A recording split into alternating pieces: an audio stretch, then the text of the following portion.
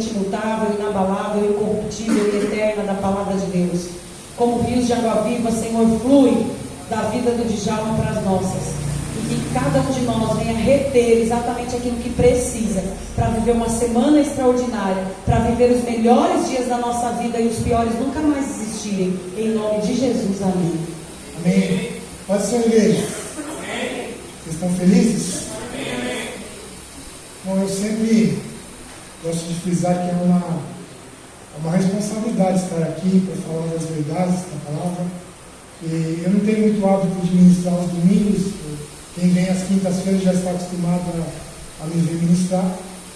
Porém, aprove a Deus que eu estivesse nesta manhã. E durante as quintas-feiras nós temos temas, né? Então nós acabamos ministrando em cima de um tema específico. E sobre o que eu vou falar com vocês hoje é algo sobre que Deus já me incomodou há muito tempo para falar com vocês, porque eu até vou voltar um pouco no tempo para falar sobre o que eu quero ministrar. Logo no começo da pandemia, antes da pandemia, eu fazia posts para a igreja, eu fazia um monte de coisa, ajudava o irmão a fazer aquilo, e tinha inúmeros afazeres que eu fazia. E eu passava o dia inteiro na escola dando aula, e quando eu não estava dando aula, eu ficava fazendo coisas para o reino, né? Seja ajudando o irmão a digitar um texto, ou fazendo algo em prol do reino.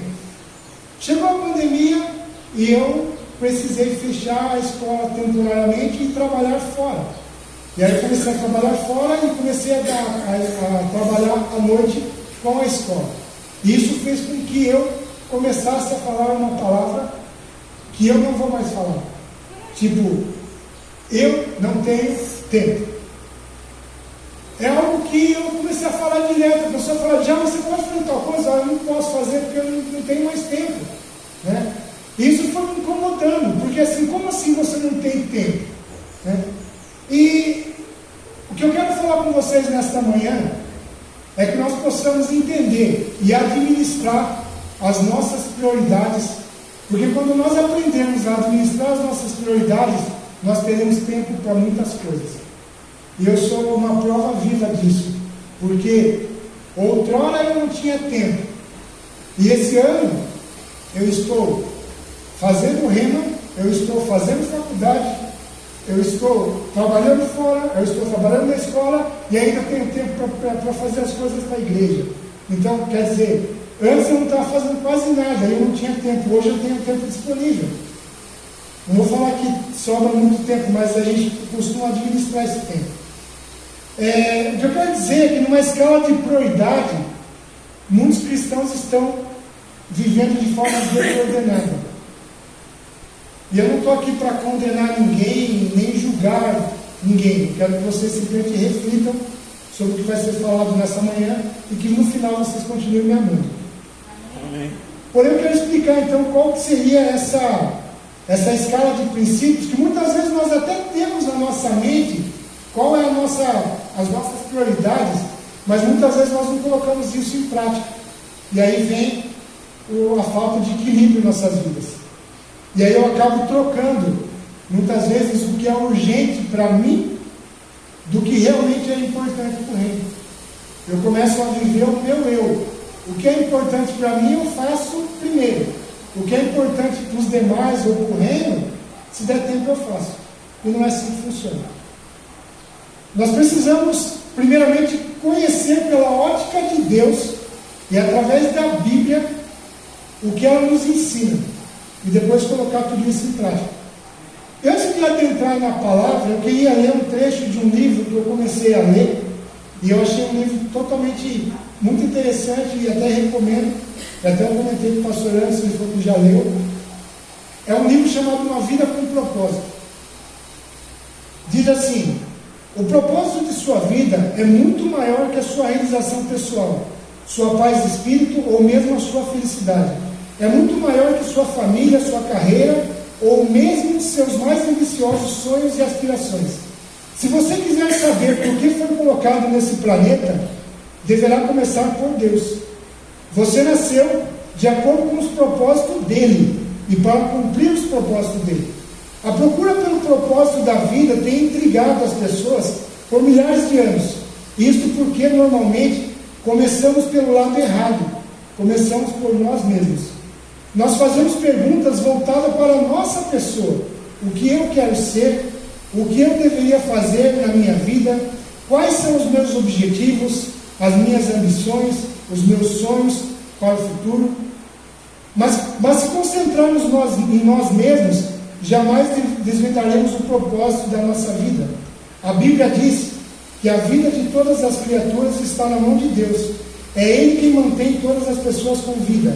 Ao contrário do que dizem muitos livros famosos, filmes e seminários, você não irá descobrir o significado da sua vida olhando para dentro de si mesmo. É provável que você já tenha tentado isso. Você não criou a si mesmo. Logo, não há jeito de dizer a si mesmo para que você foi criado. Se eu entregar para você uma invenção desconhecida, você não terá como saber a sua serventia. Nem a própria invenção terá capacidade de lhe dizer. Somente o Criador ou o manual do fabricante poderá mostrar a sua utilidade, e o nosso manual é a Bíblia. Então, se nós queremos saber qual é o propósito das nossas vidas, nós precisamos consultar o manual que Deus, que nos criou, deixou para nós. Amém? Eu queria mostrar uma posição de hierarquia, e eu vou falar sobre essas posições durante o decorrer da administração, e que vocês se atentassem à ordem em que nós vamos estar falando. Primeiro de tudo, na nossa hierarquia, e isso é inevitável na vida de um cristão, em primeiro lugar está Deus. Deus é o princípio de todas as coisas. E no decorrer da administração, guardem bem essa sequência: Deus, família, trabalho e igreja. Quando nós aprendemos a colocar essas prioridades e saber administrar cada uma delas, nós teremos uma vida muito mais frutífera, uma vida muito mais fácil de se levar. As coisas continuarão vindo contra nós? Sim, isso é inevitável, nós estamos no mundo. Mas nós conseguiremos passar por isso de forma mais tranquila, de forma mais leve.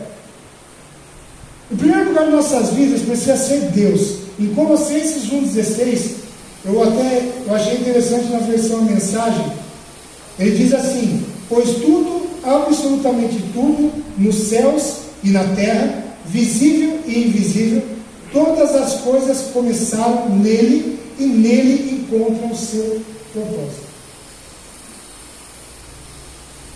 Ele é o Criador. Deus é a razão da nossa existência. A Ele precisa ser dada toda a honra e toda a glória. Toda a honra e glória não tem que ser dada a mim, não tem que ser dada a ídolos, não tem que ser dada a ninguém, a não ser a Deus. Foi para esse propósito que nós fomos criados, para glorificar o teu nome. Nada e ninguém deve ser mais importante nas nossas vidas do que Deus.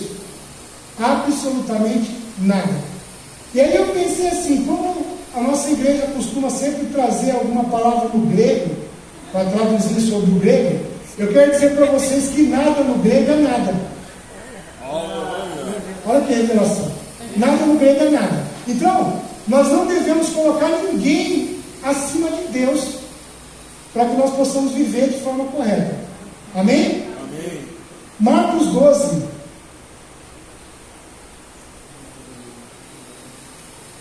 Marcos 12, versículo 28.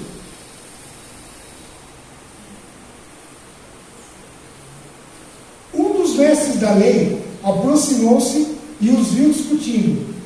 Notando que Jesus lhe dera uma boa resposta, perguntou-lhe: de todos os mandamentos, qual é o mais importante?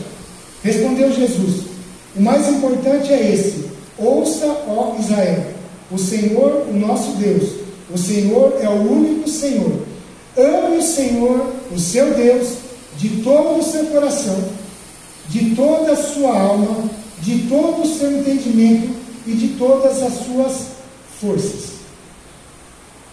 É um princípio estabelecido, é um mandamento, é o primeiro mandamento que nós temos. Amar ao Senhor com todo o nosso entendimento, com toda a nossa força, com todo o nosso coração e com toda a nossa alma. É colocá-lo como prioridade máxima em nossas vidas. Colocar Deus como prioridade máxima em nossas vidas é colocar Ele em primeiro lugar, até mesmo das pessoas que nós mais amamos nesse mundo. Eu não posso trocar Deus por ninguém. Absolutamente ninguém. Lucas 14,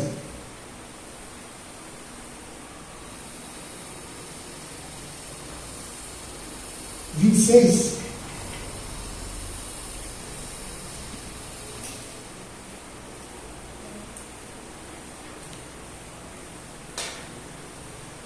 Vai dizer assim: se alguém vem a mim e ama seu pai, sua mãe, sua mulher, seus filhos, seus irmãos e irmãs, e até a própria vida mais do que a mim, não pode ser meu discípulo. E aquele que não carrega a sua cruz e não me segue, não pode ser meu discípulo. 33. Da mesma forma, qualquer de vocês que não renunciar a tudo o que possui, não pode ser meu discípulo. Amém? Amar a Deus sobre todas as coisas também é renúncia. É renunciar às tentações do mundo, é renunciar às coisas prazerosas do mundo, porque é muito fácil nós cedermos, às vezes, a nossa carne, as nossas vontades, os nossos desejos, e você, de repente, trocar algo do mundo por Deus. É muito fácil quando nós não estamos pautados pela palavra, quando nós não estamos preparados para isso, nós trocamos facilmente. Qualquer coisinha, às vezes a gente nem quer arrumar um compromisso para não ter que trocar. Tipo assim, você vai, eu vou, se der eu vou. Né? Aí se surge uma outra proposta, você aceita outra proposta. Aí, e não é assim que funciona.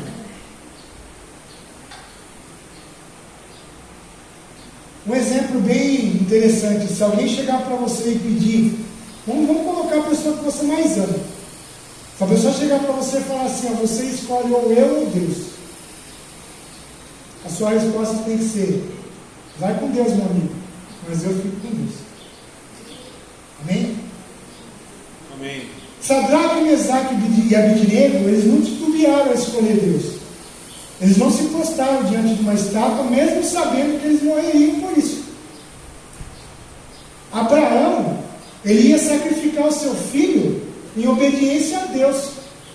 Ele poderia ter falado: não, meu filho não. Eu amo demais o meu filho. Ele amava demais o filho dele realmente, mas ele amava mais a Deus. E obedecia a Deus. É assim que nós temos que pautar nossas vidas. A maior prova de amor de Deus, se você quer saber qual é a maior prova de amor de Deus, é que Ele nos ama e Ele nos dá a livre escolha. Ele não nos obriga a amá-lo. Nós não somos obrigados a amá-lo, mas Ele nos ama. Independente de qualquer situação, independente de qualquer circunstância, independente do que eu faça, Ele vai continuar me amando. Mas Ele não nos obriga a amá-lo. E sabe que tipo de amor é esse que Ele tem por nós? É um amor de forma incondicional, onde Ele nos ama e não pede nada em troca. Ele simplesmente nos amou. Você quer um amor maior que isso? Nós não encontraremos na terra, nesse mundo, ninguém que possa nos amar nessa intensidade. As pessoas muitas vezes elas nos amam, elas nos dão tapinha nas costas, mas ela quer alguma coisa em troca. E quando você não tem mais o que oferecer, o amor dela parece que diminui, mas o de Deus não.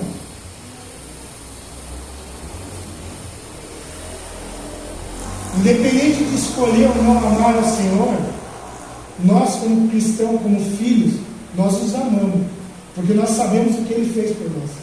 Em reconhecimento da graça que nos alcançou, em reconhecimento do que Ele fez ao entregar o seu único filho para morrer em favor de nossas vidas, eu decidi amá-lo. Quando nós entregamos a nossa vida a Deus, nós escolhemos amá-lo.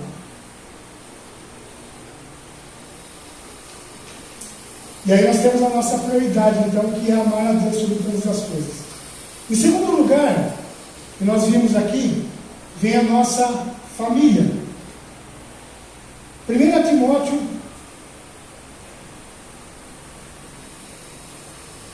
Timóteo 5:8 diz assim: se alguém não cuida de seus parentes, e especialmente dos da sua própria família, negou a fé, e é pior que um descrente.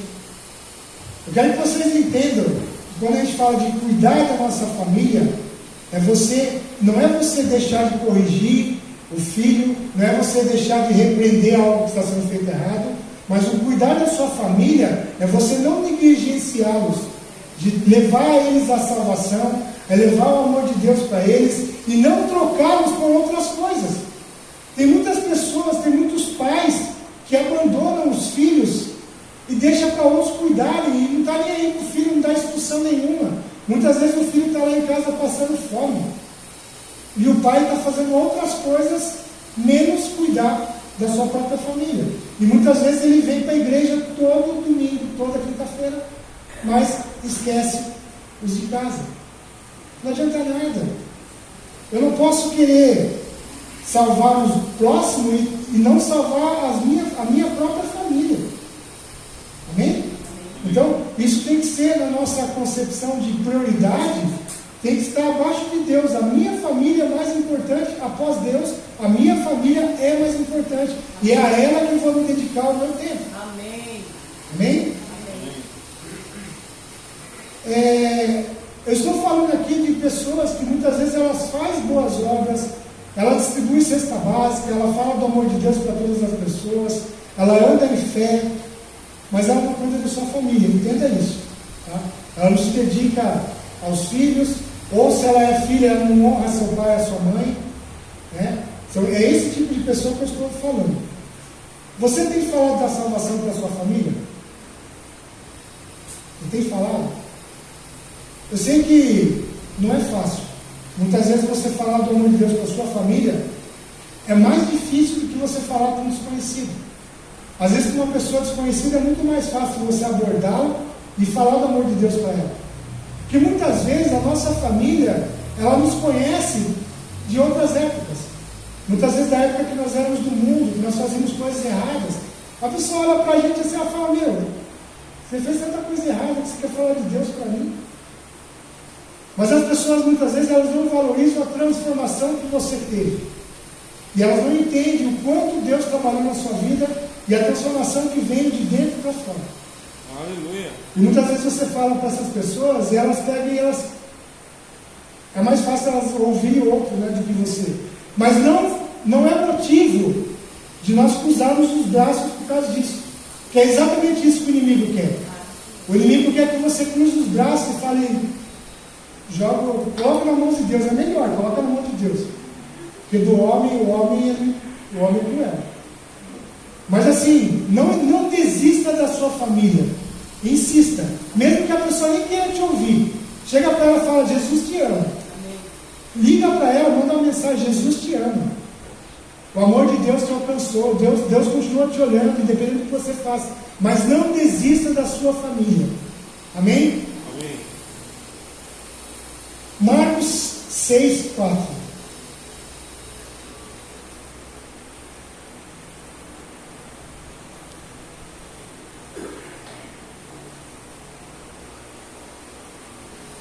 Olha o que Jesus disse: só em sua própria terra, entre os seus parentes, em sua própria casa, é que um profeta não tem honra. Ou seja, Jesus também passou por essas coisas. Ele falou as verdades da palavra para todas as pessoas. Ele falou para todos os lugares que ele foi, ele pregava, ele ensinava, mas para os seus nem houve tanta cura, nem houve tanto milagre.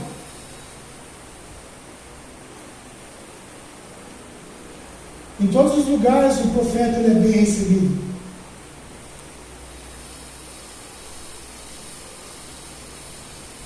Quantos pais e quantas mães que vê às vezes seus filhos se desviando, né? E às vezes nem estão percebendo que o filho está indo por um caminho totalmente torto. E pelo fato de você não estar dando uma atenção a ele, ele está saindo dos caminhos, daquele caminho que você outrora estava ensinando.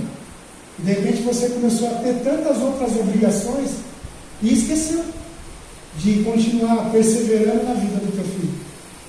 E às vezes ele está se desviando e você não está percebendo, mas você não percebe muitas vezes que é você que está andando em desordem.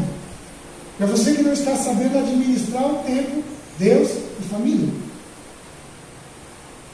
Não dando atenção aos de casa. Amém?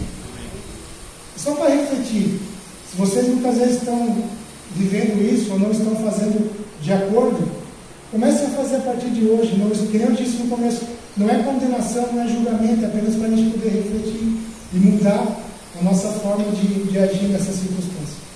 Em terceiro lugar, muitas pessoas falam assim, mas aí é a igreja. Em terceiro lugar vem o trabalho. Ainda não chegou a igreja. Em terceiro lugar vem o trabalho. Quando falamos em 1 Timóteo 5,8, de você cuidar da sua família, nós também estamos falando sobre sustento material, sobre provisão, sobre alimento. E você sabe que para você poder sustentar a sua família, para você poder comprar alimento, você precisa ter um trabalho. Né? Em relação ao trabalho, é impressionante como as pessoas elas chegam ao extremo. Tem aquelas pessoas que são viciadas em trabalho, que passam, se puder, 18 horas do dia trabalhando, e tem aquelas que nem colocam o trabalho como prioridade. Ela quer ficar em casa, assistir a sessão da tarde, nem sei se tem ainda, mas ela quer ficar em casa. A prioridade dela não é trabalhar, a prioridade dela é outra. Né? Então, assim, você precisa ter um equilíbrio. Não dá para ser tudo trabalho e não dá para ser nada trabalho. Você tem que equilibrar as coisas. Até eu comento, às vezes, se você tem propostas de emprego, e essa proposta de emprego, por mais que você esteja precisando, ela te coloca, ela vai te afastar de Deus, você tem que orar e pedir para que Deus te arrume um outro emprego. Porque o que te afasta de Deus vai te afastar e vai levar você para o mundo. Tem muitas pessoas, por exemplo, você aceitaria trabalhar num prostíbulo, na recepção de um prostíbulo? Ah, mas eu estou precisando de emprego. Gente, complicado. Por mais que você esteja precisando de emprego, eu acho que não é Deus que está colocando você lá. A não ser, não tem como. Deixa eu falar.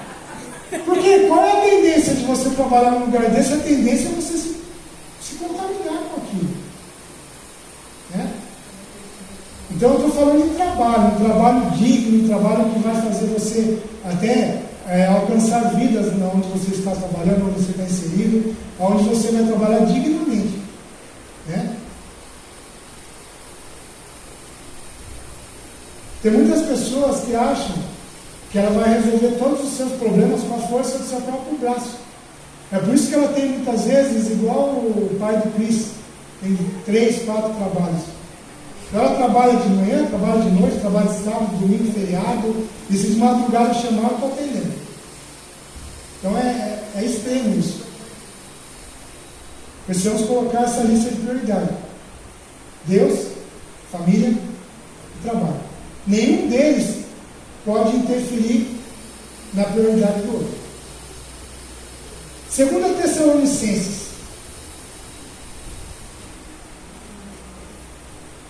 3, versículo 10.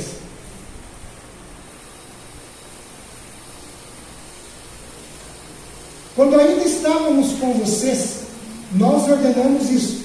Se alguém não quiser trabalhar, também não coma, pois ouvimos que alguns de vocês estão ociosos, não trabalham, mas andam se intrometendo na vida alheia. Além de não trabalhar, eles se intrometem na vida alheia. É porque sabe o que é? Uma mente vazia, as pessoas têm esse jargão, né? Uma mente vazia é a oficina do diabo.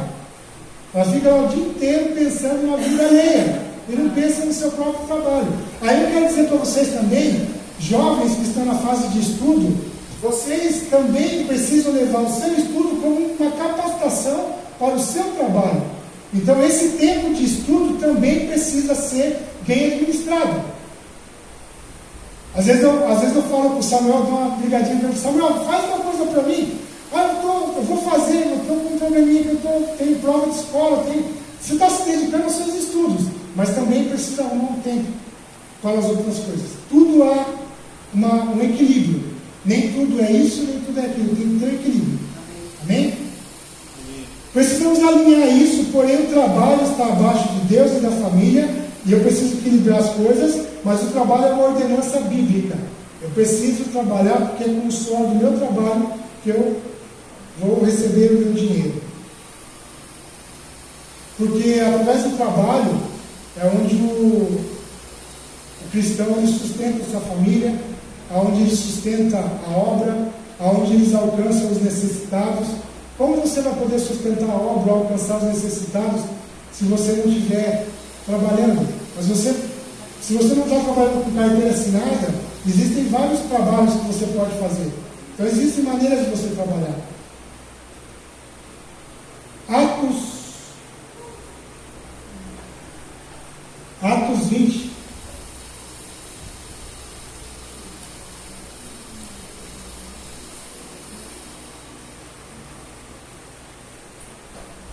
Atos 20, 34.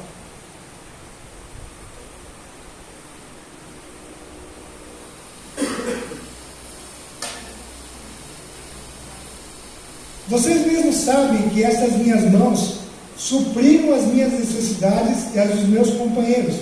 Em tudo que eu fiz, mostrei a vocês que, mediante o trabalho árduo, devemos ajudar os fracos, lembrando as palavras do próprio Senhor Jesus que disse: há maior felicidade em dar do que receber.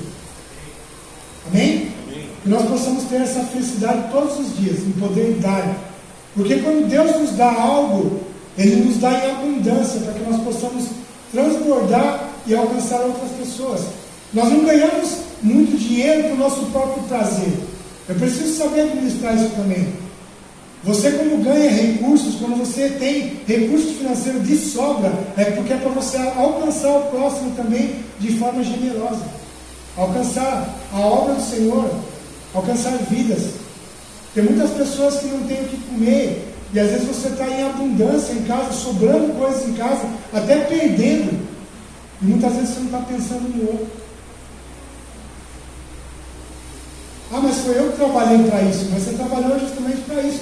Deus te capacitou para você ter um trabalho, para você receber um salário, para que você possa alcançar outros de forma generosa. E em quarto lugar, vem a igreja. Mas eu quero explicar uma coisa para vocês. É nesse ponto onde muitas pessoas se confundem. Ah, mas a igreja é o quarto lugar, então não é prioridade. Para muitos é até estranho, né? Quando você fala assim, nossa, mas eu não sabia que o quarto lugar era a igreja. Eu achava que fosse depois de Deus. Veja bem, nós estamos falando de uma ordem de prioridade e não uma decisão de escolha. Você não escolhe o que você quer ou o que você não quer fazer. Essas quatro coisas precisam estar inseridas e bem administradas no seu tempo. Amém? Amém.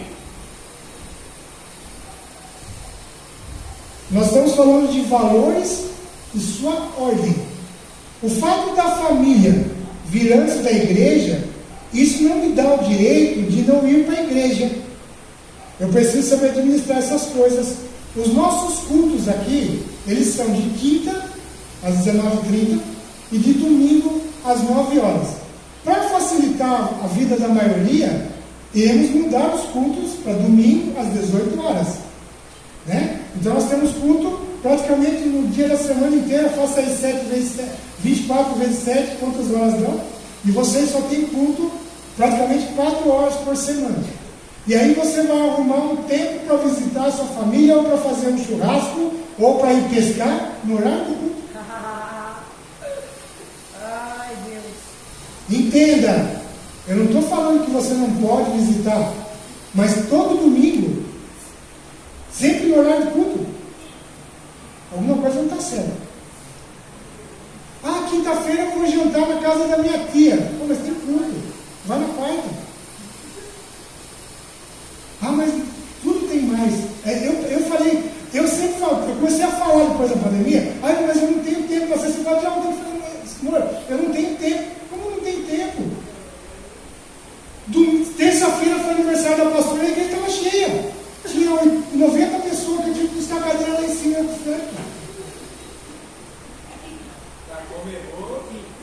Não, detalhe, não estou condenando, não estou julgando, só estou falando para refletir. Se você é convidado para um churrasco, você arruma um tempo. Se você é convidado para um passeio, você arruma um tempo. Mas para Deus, nós estamos sempre deixando. Deus é o primeiro. Eu estou deixando por último. Se der tempo, eu vou. Irmãos, eu vejo muitas pessoas falando assim: mas eu sou a igreja, eu não preciso de igreja. Gente, a unção do coletivo ela é extraordinária. Amém. E eu preciso desejar isso. Amém. É maravilhoso você estar aqui. Não que em casa eu não tenha a presença de Deus, eu tenho. Em qualquer lugar que eu vá, Deus está comigo. Eu estarei contigo até o último dia. Mas a unção do coletivo, como a moça falou aqui no começo, eu consigo, se eu estiver quebrado, arrebentado, eu vou ter vigor. Porque isso aí chama-se a unção do coletivo. É prazeroso a gente viver isso. E muitas pessoas estão perdendo tempo. Isso mesmo. Por achar que não tem tempo, estão perdendo tempo. Não é ilícito você passear no shopping, você visitar sua família, você passear. Tudo isso é glorioso, é maravilhoso a gente ter esse tempo. Mesmo porque eu falei que a família está abaixo de Deus, então eu tenho que cuidar da minha família. Mas não precisa ser na hora do culto, gente. Amém? Vamos refletir sobre isso. Hebreus 10, 25.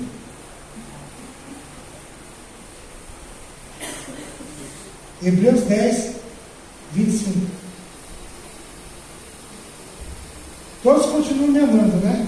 A palavra de Deus é só eu que estou falando. Só estou sendo um canal para a vida de vocês. Amém?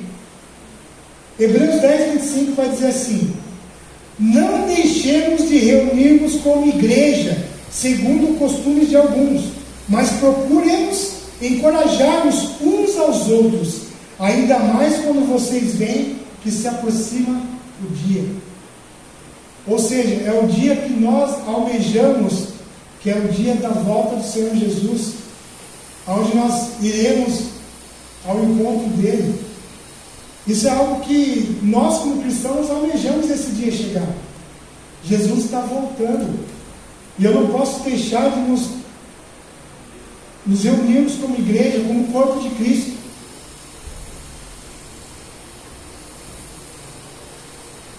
Nós precisamos um dos outros. Nós somos corpo. E um corpo, ele tem muitos membros. Cada membro tem uma função. Quando um membro do corpo ele deixa de fazer a sua função, ele carrega todo o resto do corpo. E o corpo adoece. Então é preciso que nós estejamos todos ligados no corpo de Cristo, andando todos juntos, pensando da mesma forma, seguindo o mesmo caminho. Cada um exercendo a sua função, por menor que seja. Para Deus, a sua função, por menor que seja, é grandiosa. Ela vai continuar sustentando o corpo. Amém? Que nós possamos ter mais compromisso. Mas eu não arrumo compromisso na igreja porque eu acho que eu não tenho tempo. A partir de hoje, comece a arrumar um compromisso. Veja com os líderes do departamento se estão precisando de alguma ajuda. Veja com os pastores se estão precisando de alguma ajuda. E se comprometa a se envolver nas coisas do reino. Não tem ninguém aqui mais, nesse povo que está aqui hoje, não tem ninguém aqui, por exemplo, que é novo convertido. Nós estamos já caminhando de um período, já de um tempo, e nós precisamos agora decidir, ter um compromisso real com Deus. E esse compromisso começa a você pegando no arado, a fazer as coisas de Deus. A seara está branca, precisando de trabalhadores. E a gente está sem compromisso nenhum, por achar que não tem tempo.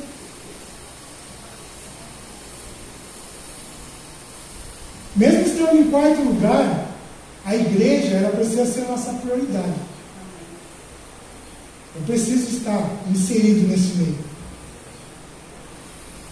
Eu não quero dizer para vocês, como muitos fazem, eu conheço pessoas assim, que nós chamamos de ativismo religioso. O ativismo religioso ele não tem nada a ver com fazer a obra de Deus. Ativismo religioso é aquela pessoa que ela vai de segunda a segunda, de manhã, de tarde, de noite, e todo o tempo ela está na igreja. Ela está na igreja o tempo todo fazendo coisas, mas ela está fazendo coisas e muitas vezes ela não está nem percebendo que ela nem está fazendo para Deus. Porque ela está abandonando a família, ela está abandonando o trabalho, ela está abandonando tudo, achando que está fazendo algo para Deus. Mas é preciso ter equilíbrio. Se nós dermos valor devido a cada uma dessas 4 prioridades que eu passei para vocês nessa manhã, se nós dermos o valor devido a cada uma delas, e nós colocarmos isso em prática, nós conseguiremos resolver muitos dos nossos problemas. Tenho certeza disso. Porque muitas vezes o que está faltando na nossa vida é administrar melhor o nosso tempo, é ter um compromisso real com Deus, é ter um compromisso mesmo. Seja seu sim, sim e não, não. Se você se compromete com algo, você tem que entender que a outra pessoa do outro lado, ela está esperando aquilo de você. E quando você deixa de fazer, você pode causar um dano por não cumprir com sua palavra. Amém? Amém. Deixa eu mostrar uma coisa para vocês sobre equilíbrio, para reflexão também. Na nossa vida, cada prioridade que nós temos, nós precisamos equilibrar corretamente, tudo. Porque quando eu deixar de equilibrar alguma coisa, não der atenção, vai acontecer isso. Quando eu não dou atenção a alguma coisa da minha vida, eu acabo derrubando. Ó. Então, todas as coisas precisam estar equilibradas. Eu preciso cuidar da minha família? Eu preciso congregar? Eu preciso trabalhar? Eu preciso priorizar a Deus? Eu preciso. Mas eu preciso ter um equilíbrio em todas as coisas. Amém?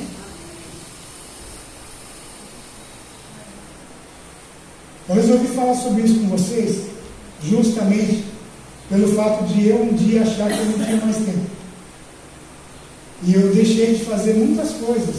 Às vezes a pastora pedia para mim, falava, Diana, faz aquele posto. Pastora, para quanto você precisa? Eu acho que não vai dar tempo. E a hora que eu via, o posto já estava feito, outra pessoa fez. Por quê? Porque eu não tinha tempo. Diana, tem como você fazer tal coisa? Não dá, eu não vou ter tempo. E a partir desse último ano agora, eu resolvi que essa palavra não tenho tempo, ela foi totalmente excluída do meu dicionário. Porque na verdade o que nós temos não é falta de tempo, nós temos falta de compromisso, falta de prioridade. Porque nós trocamos muito fácil as coisas. Mas quando eu equilibrar, quando eu colocar tudo isso em prática, eu não vou mais trocar os cultos de domingo, eu não vou mais trocar a minha família por, de repente, uma reunião de amigos que muitas vezes não envolve a minha família.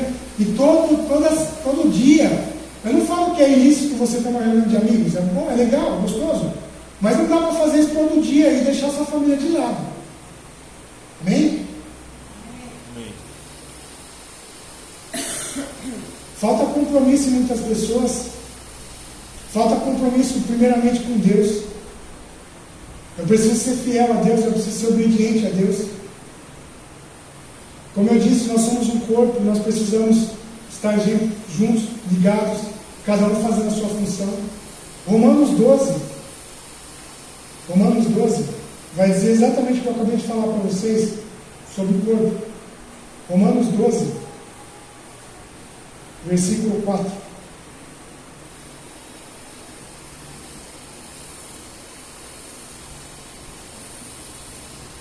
Assim, cada um de nós tem um corpo com muitos membros, e esses membros não exercem todos a mesma função.